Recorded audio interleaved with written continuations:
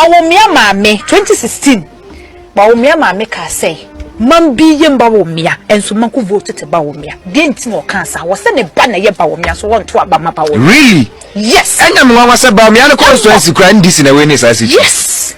Bawumia mame the NDC flag or some man being a Bawumia mam ku vote to Bawumia and pass so want to ama Bawumia mame the NDC flag a bonnet ni sister den and the warrior campaign my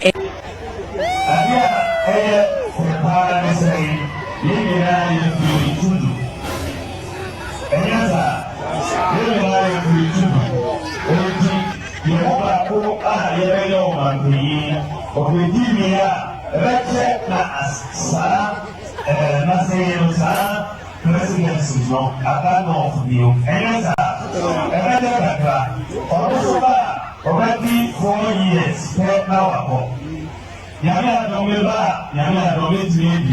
Abusia ye Dr. Bawumia wasa unity biem asa wasa trinity biem se wasanso ekogina na delegate eto ne so aba na wotimi ebeyo mampani ewokroma ye sharia ye se na no ada 2024 abatwa ye MPP amanuko o ma MPP amanuko ewe poto ewokroma ase ne enye fidi agro we ye first in history ye se wo man Ghana mu ase ye sa afibia no MPP amanuko no mo celebrate won ko sa we radio ebinsi wo man Ghana mu say kula danesho Dr. Bawumia ebe lady MPP amanuko no na this year ontwo we nyina edebre ye party na na party ni so maintain wansi bebre na ekoso ewo party na ba wo ba no amafo bebre na ekasa ede fans na wo Dr. Bawumia weti media akwa 38% na second one ya pesa wo ba na wo jaja delegate ko to show ba na sanso de ko de na 1% kura de enya de betimi na MPP amanuko no ebenya no man Ghana mu ase na we ne de 2028 ankasa MPP amanuko ne ma Dr. Bawumia eyidi na se we ne de wo bawe na we nyina ye beka ya bra na MPP amanuko no kwoto about 2024 abra push babo nti ye kopie moye no den regional na se Dr. Bawumia na se no nya vote ho na baba ne so ko wie chire no ye bobo aba na ye bo Dr. Bawumia di ase hwenye se na obi ese oye Muslim no free no den de enkankremofo ne no den fo beti oba ne de ama ne so ko wie chire no o mentimi anto ama na mo even kro no na busunyafo ono aye funa ofiri mu ba ya na se busunya ofiri mu kura se enya do mo be support Dr. Bob ko so mo nye obi a obetimi leader MPP amanuko na so obetimi ya mampani wo kro mu ase na menim ni pa eze wo tu Dr. Bawumia sa kwa obwa e mamunti edo mo ka kwa na wo do wo tu nufu ne de wo koso no tu nufu na yakopon obwa 2028 no MPP amanuko na anya asotie no mo de Ken Agyapong ba obedi nku ni MPP bedi nku na emo wo mo de Dr. Bawumia ba de mo kan hu se na report one de wa report poto obi oye Muslim de ko nya 38% obi ofri nordina ikopie wo no ekurokuro ofri sokura na wonya hye wo ho no na de egiga ko ye si ndi samanuko so de ne emetoto to akwa mu kama ni esanso de ne ba dia na ye kan hu se MPP amanuko na gu anisa enti obi ba JK mesra sa obeton wase na afeso so ye Samira mesra wadase kasa chire wukunu wate ma wuse wo na mesa wo ye campaign chenchire chankasa de ma ye wukunu se ejo mo nkoto aba emfa emano na mom kai wuze de mo wi amowi entisi ye mampani kufuo dia ye so kore wodi ntwo ono na ne de no wo soro ye hwede na danko kufuo adomle bi etwo mo no suko gina wone atamis ko gina ya woro so na ne de woni but ye hwe Dr. Bawumia de dia na say time 38% de ye di piaka ewo kroma se mani yi ni se mani lidi de yen kan hu se 2028 ni de 1% kronya do benya no kro nti mesrada ni ukru ni nkasawate ni ukru nkasa na eno adanso so naija wo mo bi etu mi se wo apese wo pese obe lidi na se obetu franka no de man PP amanuko ni bia na brede duru wo betima baba fa na sika eda ho no menye sika ketua ye 6 billion ni ene ye twa to se wo se sika no kwa dia wo beti wobetimi aba no aba be fa forms na wo so wa kansi e ba be question yakopon bo next year yi wo so wetimi akwa kansi ni bia eno a na JFK din ni mpanifo we na so edi egu wono mame mo bibia akwa abasonko famra eye atija dwumedie so ewo Kumasi online GH and then first time na wa subscribe no like share so edama afofo na afofo sanso etimake na the comment ni so afa comment section hono mo so abakaba so nobody ego screen na se no obetima for na person obesto dwumedie asia akonya no ebie edama o say frey na ne mpanifo etwetwe nkomo na de wotom bia no yentimi ema wo de wo kaba enso from Kumasi online media school and so masene na no PS maso bele manwa and me din sem ni nyina enso edi eba be so me ba na tije dwumedia na se politics kakra titiru ene PP amanuku ade bia dai se yentimi nwase bebre na ekosho amuso enya ado mo ba beja ne ne bebi ema me yakọ mo asem okuro mase no ene mabọ ne beda me din nyina edi eba be so ntimesra so beta mekuchu enso edi ama midin ene wa Himalayan Commission na de TOP eni so so awale ase wo betimi sa from hara ATP bebe me na bia so no mejo fel so ewo hono na me hya me sem no asedia na se esi ano MPP amanuko no manya bia tom so bi ha wo ye hwan wo ye bata wo ye hwan wo betima baba be pick from naija wo tima kwa kanse ye baba koso nyakopon bua 31 January 2026 nyakopon bua ye 6 January manese keka kwa ne sa no ma hye se obi enu mo betimi aye campaign bata kwatia nko ade obetima kwa no no wakwa ye campaign e wo esi ana nche nyakopon bua September and a by election no ebekoso ewo ye akotia esi omunyina prepare wo ho akọ no makwa akoto da ensemble ku meni bia koso we social media ni nyina Dr. Bawumia so no de wo se de tie bia no se wakoba ku na se we ni nkuni mo sanso be ko ni pre news ne de wonim se nkuni de ba ye MPP amanuko ni dia wonim se MPP nkuni de no ebe ba sa ba bia ma na we na ye NDC amanuko no kura tema se hu se da bi Dr. Bawumia na mayere mo wa mo pesa mo de ne ba no kura Dr. Bawumia wo ma mo nya 38% ye ko piembo ni kuro mo na yebobo abaye se hwe even onu ani kuro muslim for current man to so ye muslim man to aba ma no ama campaign to ye kan say thank you to anes anu wo kokoko no my god mu ase no obi na no ka say ena ma no ase modisi ni so no ye muslim na muslim timi lidi ena so fofu de di o my god mu aso moto ma no gu ni so eti na went me ni nkuna na we ena mo nyina ka say ken Dr. Bawumia nya dia obeti na lidi MPP amanuko na so obeti ma ye mampani o my god mu ase message so be ka me ho ni akwa kwoti nsema ye owusu bana hene ka wode kire ena se wo tu Dr. Bawumia fu se masa ni manum ya step it down wate na se one step it down pa de ni guase na ode be ma ye MPP amanuko no 2028 anso no ma ma bi so mo MPP amanuko na ma wo mu enso ni nsem bia sa ba beto se ye sure party na ba bi esimeke ga kona na bi ni GFK obi so mo se party na so me nyi san kofo mienu we afu ma party no a better tia pansama and I think so wusu be mpanso wa betu to be left and right so edama Dr. Bawumia said Dr. Bawumia enya do betimi mo mampani ewokroma na Ken Agyapong is the right person for MPP amanuko mesa so be come ho ni akoti sansem nyina so abasisia Tanachia all government appointees nyina Tanachia na kufu adu maneuver ni we baby o kra ye koto aba ye boni patuo se wa wan to ama Bawumia no ye gyan so o to aba ye hwe de o tu ama no baby wa wonya 100% of party ni na mo de ne ko election wonya 30.2 mo si yesa de na babiem Isim kwa 30 police stations wonya 0. Yesi Bawumia fi sem nti oba esemfo beto ama ye kramofo beto ama ni nyina ko agosiaga enti we ya de ka se MPP for trust ono akra ko so tranche no sam America Joe Biden was a vice president for 8 years. So per party Joe Biden say Obama no, Mr. Minini Kofi. Okotra fie 4 years system no na ye den. Examine buy. Mini Bawumia me ka LM mo advice ne ho a. Enkasa na also mo ka chense doctor. What break 16 years on the campaign trail. Unya mu accident nyina nyame ne di hu afofi. Sanchen. What sort as say na mi bi beduru Ghana fo ankasa beso afos Bawumia so made. Our candidate didn't call 2024 election. He lost onya 0 zero. Over 30 polling stations in the northern region. Zero. Edubuahi J Kufuor Uti Edubuahi J Kufuor Nana Addo Dankwa Kufuor. None of these candidates are moving north. Enya zero. Sir, austerity is now coming back to Kufuor administration. And you're my Ghana for their before to tear. But look at the atmosphere. Because share will be a petrol station. Oni paruka kacha say you dollar aba for me there. So kotua D levy kura na yeah on farm. Sana ni pana kacha. Yes. Me say me timoso. Sama mo ka sama resign a. Me say mo be resign. Kodua ne na bi. Kodua akora sama boy so ama MPP. Ani blamo discan e buy we wasi. Asan school na bi so hospital. Mo beto fie di brain. Ama beto jombo du rita so ba yire. Sa no mo tie. Sa no mo ye. Sa no mo ye. Ani brasha mo ma. Mo firi we fie na mo akọ we fie na bi ni kodua. Mo firi we fie na mo akọ we fie. Mo be se part na ma ye. Ba bi a rita no mo ne jombo du no mo te. Hora no mo te. Hora no mo te.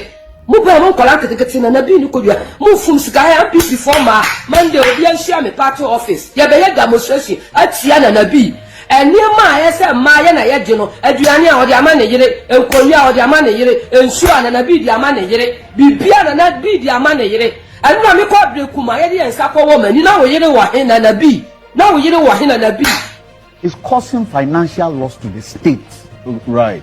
You want they should waive President Akufo-Addo's immunity so that now he doesn't have immunity now. Well, he doesn't have it now. No, up until 3 years he doesn't have immunity. Yes, he gets immunity after 3 years. So now we can question him. Yes. Call him and question him because this went to cabinet. President Bawumia is doing what? That is only an assumption, though. That he went to cabinet. Whatever the case is, I'm sure he didn't take decisions on his own. Look, this particular project started as what? I had a conversation with God that if I win the election, I'll do what? I'll build a cathedral in honor of his name. Was it a national project? Was it in the MPP manifesto? Was it part and parcel of the manifesto they campaigned on? It wasn't. It was a personal pledge. So he owes responsibility to us to explain how monies have been spent. If they are not prepared to question him, they should question President Bawumia, Vice President Bawumia, to tell us what he knew about this project. This is causing financial loss to the state. Even let's put aside the monies that have been invested in. All those properties that were broken down. You know how much it cost? Some of those properties are in the UK, what do they call it? They are listed buildings. Listed building from a colonial time, which shows history of this country. He broke all down. For what? A hole? A hole? A cathedral. And as a whole. Do you have a cathedral at the end? Is there a cathedral standing there? Is there a foundation of a cathedral standing there? Is there? Can Ghanaians say, if for nothing at all, we have one room cathedral on that land? Absolutely nothing. And then what? We sit and we fold our arms and say, oh, President Akufo-Addo has no responsibility. He has massive responsibility and he should be questioned about it. Because it is absolutely wrong to cause such financial loss to the state and we keep quiet. If I were Vice President Bawumia wanting to stand for president of this country, that would be the first place, the first thing I would try as much as possible to clarify. Because he was part of government. He's the only one who can walk into the president's office without an appointment. Only one. And is he trying to tell us that when all this was going on, he absolutely said nothing about it? He didn't know anything about it? So what is your responsibility as a vice president? You don't sit with your boss who held your hand. And let's face it, nobody voted for Vice President Bawumia. He was taken in conjunction with what? The president. So it's the president's handbag. Wherever the president goes, he goes with him. Campaigns, he campaigns with him. So he has a responsibility to the people of Ghana. This is a lot of money. They are now saying from 58 to what? 97 million. $7 million Dollars. US dollars. That could have built good schools, good hospitals for the people of Ghana. And we are keeping quiet because personalities are bigger than the law in this country. Something should be done. We shouldn't leave it just like that. And nobody should say, oh, because he was president. You are a servant to the people, aren't you? President Mahama, he's servant to the people. President Akufo-Addo was a servant to the people. And when you have a servant, are you not supposed to be responsible to the people? Can't the people question you, why did you do this? And what took you to do this? And the monies you put in there, how do you, because look at the discrepancies in the payment from the different reports we've got. Felix has just looked at it. Yeah. Different. That goes to show that there was wuru-wuru in the thing. There was what? Wuru-wuru. What is wuru-wuru? Go to Nigeria, they'll tell you what wuru-wuru is. Bawumia, see, Jomama and Chinko for Mubo, how Kumasi na. Ono Bawumia be mempenia, obechis anko for no. No, over for Quemens and I be mempeni. Ukasa no crowd kasa chesu wa Jimmy pa unim nyansa. Okay, 2020. Ushi MPP NDC4 ekum nipa more than 7. Ya bisa questions wa nyansa sambia anka kwasi empanyini. Nde Jimmy 4.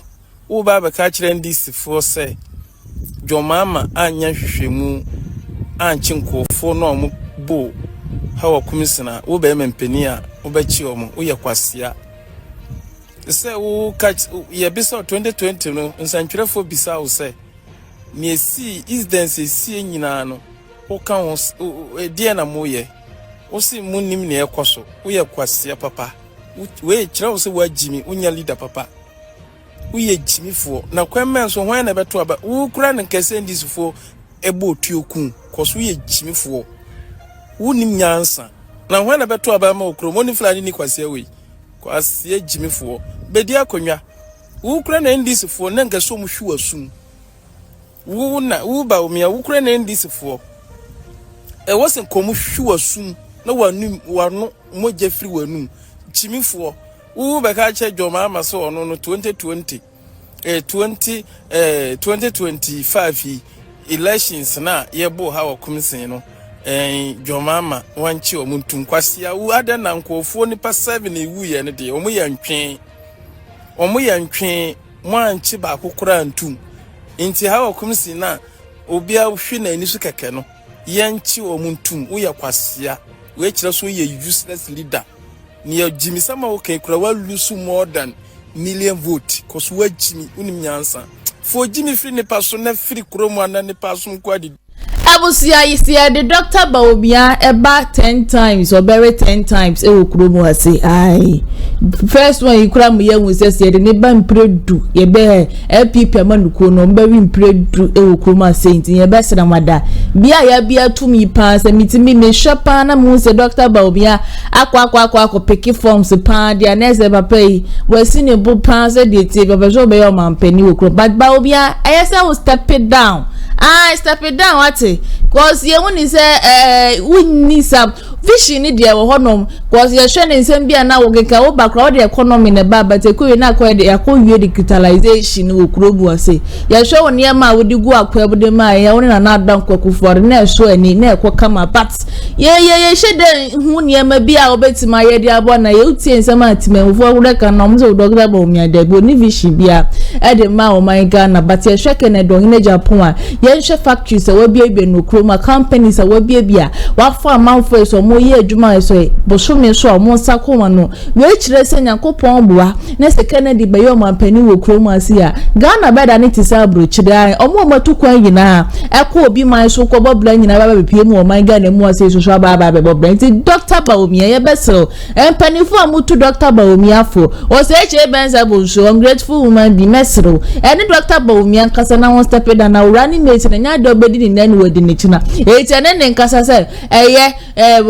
utie se me kokoso social media nkra no de nti no won step down ne sa party a epi be man go 2028 mo pese mo ye frada gambia de Dr. Bawumia ba 2028 de me 38% na mo nya negative 1% kura no enya de mo benya bi woni kroma even ni krom for kura reject no Muslim for kura reject no na ye ti mahufuo ne family kura reject na ne family support when this amon krom wo ze da bi me ba we na se me nana we yankaza no want me bu o my Ghana mo my Ghana enko ye busu na kura support when this na Dr. Bawumia be lead NPP amaniku vice president kura ne da say na president na emwa busu ya ma mentua me se no so na se manto so Dr. Bawumia ye did na ni ma de ne ba dia 2028 ni de me say NPP amaniku totally o marry enti me ha ho dankopo bo next year nya to oba ni we ya bubu a be ke Dr. Bawumia na edi nkunimo pe me ha ho kura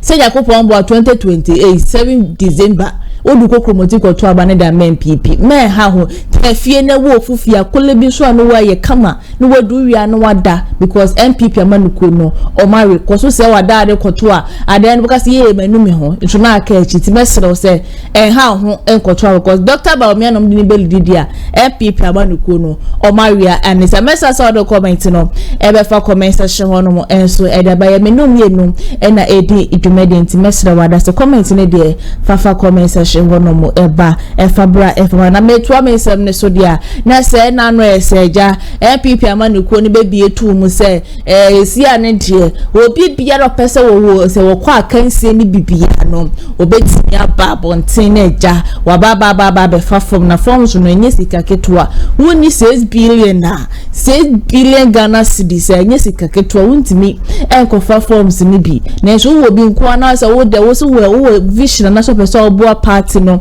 ema party ni di nkunim nyakopon bo 2028 a brother be for number bia na Kenneth Agyapong say mintie do obi eka o na mi hu do obi ansoso ka do makeka na mi hu obi a me si mi stand so ko fa forms ni bia nyakopon bo a enye stia na delegate akwakoto bi so aba na minim say victory no media Kenneth Agyapong aba be kasa say wo si an okọ no so akwa pick forms na eja waba be lead MPP amanuko no for 2028 message so be come ho na kotie Kenneth Agyapong family say ba de aka ina so ever to also enye ankwankwa yi enkoa na yibetimi develop Ghana eno ye Kenneth Agyapong number 1 obia ni wa o contest ya wo se wo wodo ewo Ghana ho etemi but obi anso nipa yembo obi anso obi afata so obe contest medamasi momo de wuro no mame ene de abrewayi makwem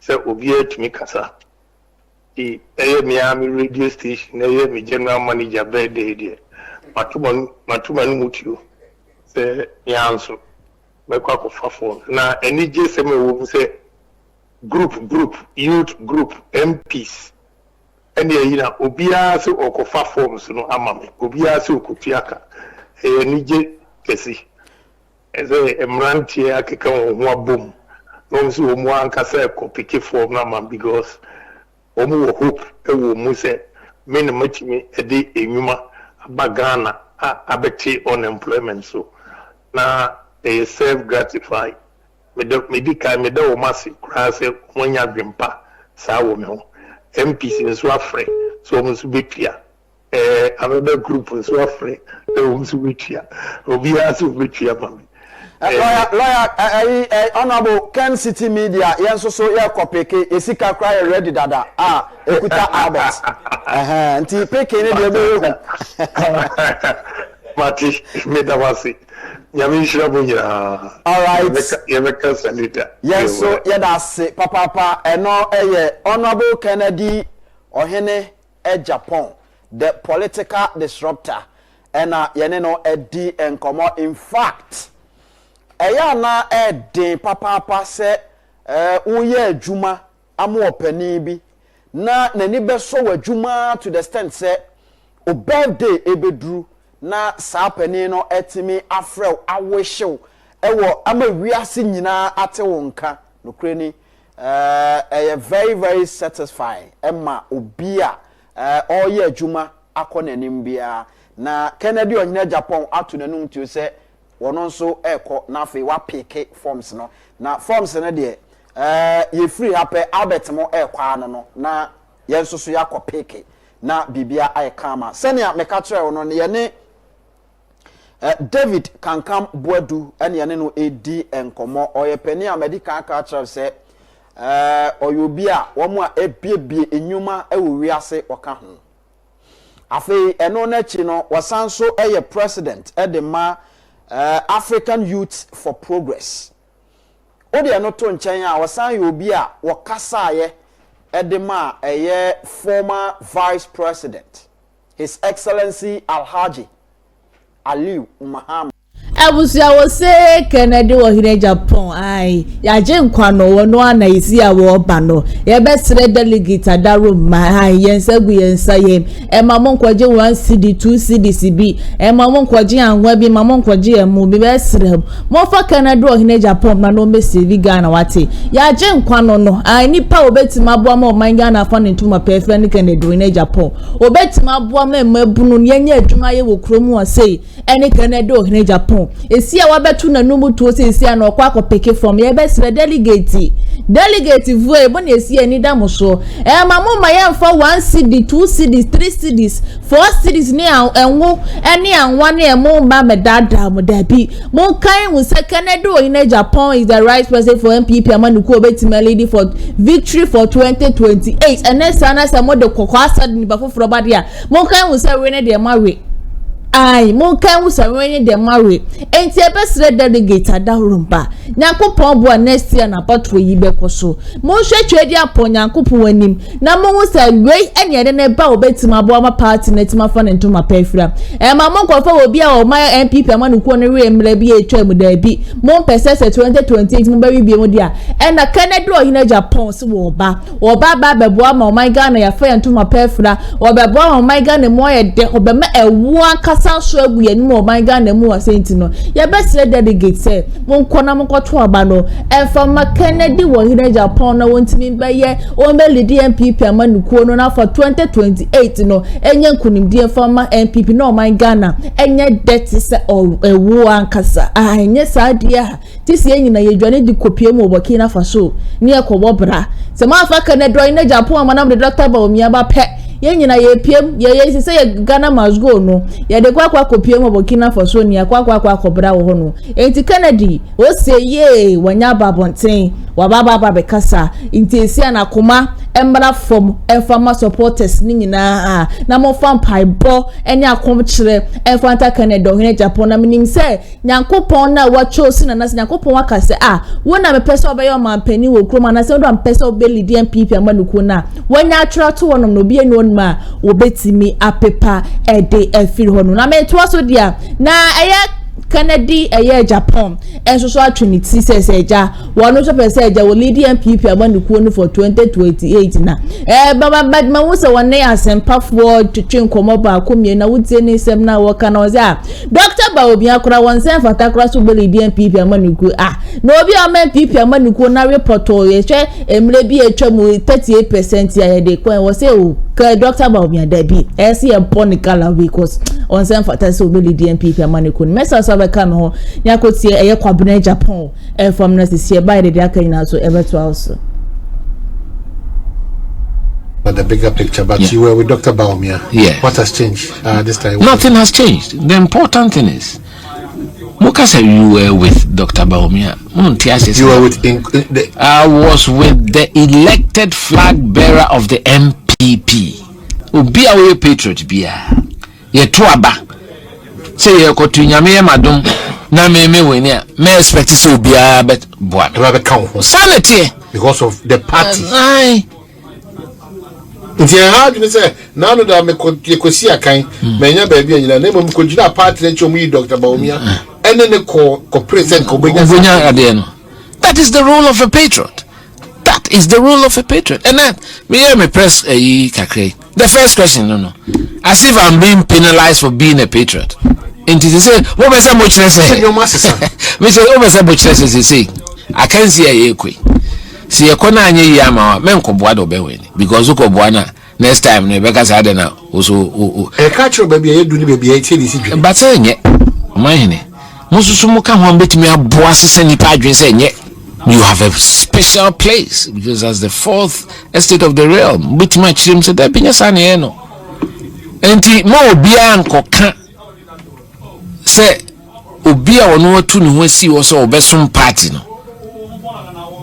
Bonnie Benoy. In fact, one more train or Mohona, or mobile mulas means one more Mubusa. So, and there were occasions I had to call people, say, look, I didn't know me and moi. There were issues, politics, there are always issues. You don't have a perfect election. Some of them sure. But that electoral cycle ended on December 7th. That's right. So we now have a new electoral cycle, which has different dynamics. And the affair is starting. As a party, options. I believe diversity is the spice of life. Why should a party be stuck with just one issue? Yeah, that may be because Canada can the restriction. There is a restriction if you Ubia or person who did this obey party in India. You subscribe to that? No, that is why the party has a vetting. I think the vetting committee in the past hasn't done itself justice. The party should be strong. Party can reserve the right to work up Agyapong. Yeah, my uncle, and I will accept it. But party to be strong. Party to be strong. Yeah, because you see, because you also say, and Crawford did some money, and you hear on sana no more doing. But no, because I say yes, so now a gene same way. Then we don't know how to go about it. Oh, you know how to. You still have to take firm action. Ntina, I see a many behave properly. So buying here, character matters, and people should be called out when they behave in an inappropriate manner. Bringing a good party no fin. Maybe they don't want to be a part of it because your mindset problems and they won't be a totally opposite majority of Ghanaians. Well, Mr. almost started engine to seminar in a cacra, never more minor co anymore. Never more. No credit to the Amasama making a wrong. Say, SCA near me, de Pepe. Societies are built in Norway, Sweden, Scandinavia. Me now for me call. Be able down to her. Obi and Rome you share because TV no be. They've built a society, a welfare society. I will be a hotono kaka. No, now the gap between the have-nots and how do you close it? That is why by leading by example. Yay politicians, stati. Leading and name ye and namempe. We must buy am the crowd wesen. So every minister has a motorcade. Why? A norm. Why is it a norm? First time it was not a norm. Chief of staff could jump in. He used to drive himself to the castle. And your master so. Oh, modern open your master so near master. Ancestor for the west. In the ancestor in your for the west. Of course, also ancestor say. Why should a minister have motor riders or no coinam? A big crowd upon Wukufi assist at the more of at the above best of the Wukufia Okoda. Where is the emergency? I'm not probably a president after all. It should be used in exceptional cases. I don't subscribe to the fact and my civilians be crowd motorcade or Ghana. If I'm the president, that will stop the day after my election. That will stop. We went to Botswana. If you are a minister of state, you use the state car on weekends, you'll be searched. You better have your salary. You do weekend that you use your private car. You better have your salary. The petrol, wasting resource. Ghana, there's too much waste. Totally. Their procurement is terrible. I'm a civil engineer. I know we have some of the most expensive roads per kilometer in the world. And so it doesn't last you 3 years. In the world? Yes, I'm telling you. And during these 6 months? Well, the men can say 3 years. I want to be a symbol of those values and the virtues that anchored the formation of this political party. Because time I hear MPP, because it was fashioned out of adversity. At the time, and soldier for 9 years. Bumping edi ti sa mo bedi akoje mfi bikai apie minka betimi afre Stephen Kweku Addison no chese amesimeku AK deku ko atakra jimanum nipa bro party binu tu ye ho che ko sima alaji COP se wati ni dia ene moru salifu num na alaji shaku num in 1992 na it was life threatening to be identified with the elephant and so yemubi yes debi city etibia na ese de ho bo afore na Ghana e fayem tumapa ifra nka me akola na medi 29 years to 30 years afini me wie university me civil engineer me juma wa ben juma mususu Ghana Highway Authority Satam soja for ne hwe so ya na nipa pi refi eneno ese enkwan ho adwa no bia ordinance room no yimo ehwe wonya hwe na satam no enu so na satam na asempani ho. There was only one station, Ghana Broadcasting Corporation. Nti unya kotra so a obi etie obi ehwe afi ye penipa kra ko gina ho abodaru ama MPP na obi antimi tos because penifo mpi gu majuma safo adunum selbinum nemu akwa abuchire akọ JH Mensa no akọ exile enso so me a branch ekra msidebi.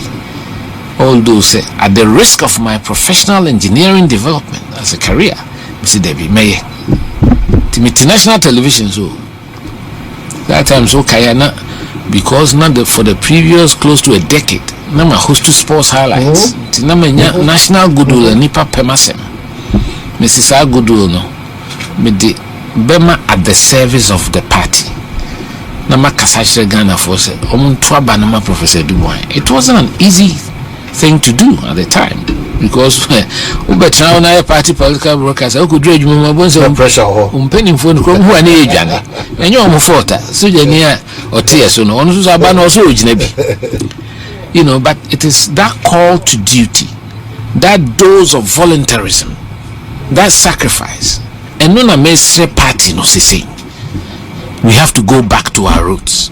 The theme for my campaign is MPP, going back to our roots. MPP, going back to our roots and leadership with integrity.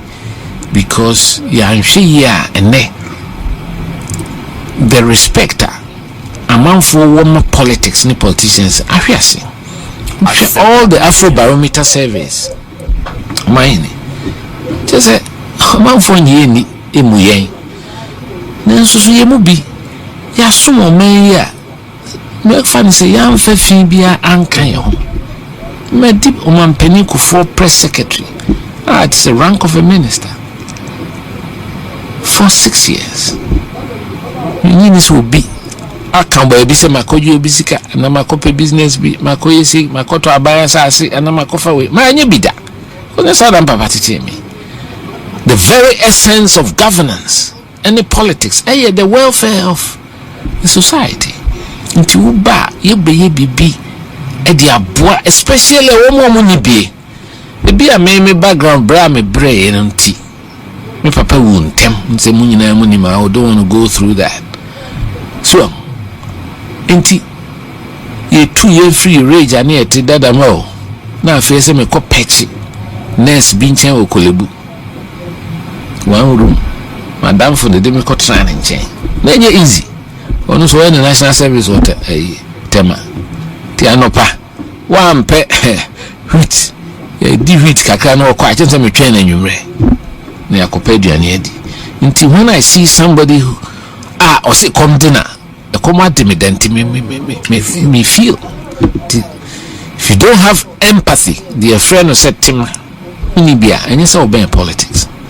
so when am kwan ho na ho so nua ba eso ade ahwede wo hwa ahwede no because new 150 cities na wie na ne ba hye na chi a na wo ho say wi ase na say ensiwa kuma then you don't need to be around politics. I think so right now, dear Adam and Sun say, to be an advocate for a new Ghanaian, a new politician. A new Ghanaian. We need to recalibrate our thinking.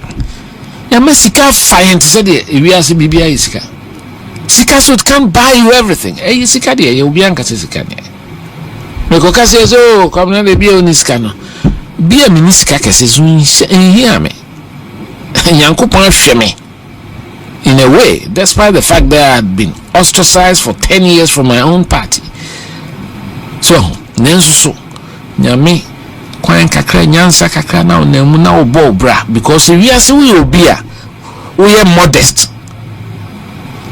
Prepare na live beyond your means. Adia ha Ghana, both as a country and Ebusi Ken Agyapong wonu akra watene wase say Dr. Bawumia akra enya dia obetimi LDA party na my MPP party na fa nentu mapa LDF rent yes ya bon gallery ti delegate for Nyankopon bo next year 2026 mokwa koto aba no esere mada monto aba pa o monto aba pa said be MPP amanuko no betima tumpon kamene bi Dr. Bawumia akra na nkameno ka kasi ekra nkamin ko become step it down kra da so enam senya atwem ewe MPP amanuko ni na amafo tututu nsem de gu na so me se kokoko bi mo pewra ni mesi ni na edinti no omo pese Dr. Bawumia be step it down but kokoko kra na rene de obewe ahase na brebe ma me kwan ma me de na nsem nyina edi ebesi upese obeso dwumadi yase na ma na egu screen na so no betima frɛ